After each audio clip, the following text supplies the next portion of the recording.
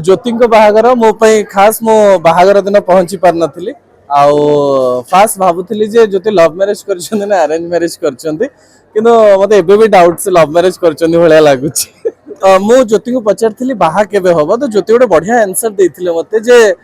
मु मो film industry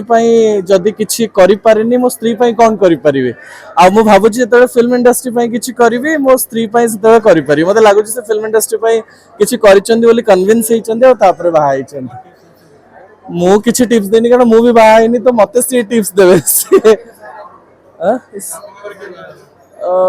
लगुच वर्षे 2 वर्ष घर लोक प्रेशर पकई करदेवे